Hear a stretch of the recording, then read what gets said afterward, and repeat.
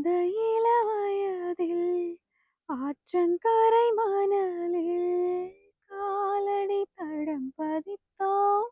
யார் அழைத்தார்? நந்தவன கரையில் நட்டு வைத்த செடியில் மொட்டு விட்ட முதற் பூவை யார் பறித்தார்? காதலர் தீண்டாத பூக்களில் தேனில்லை, இடைவெளி தாண்டாதே என் வசம் நான் இல்லை.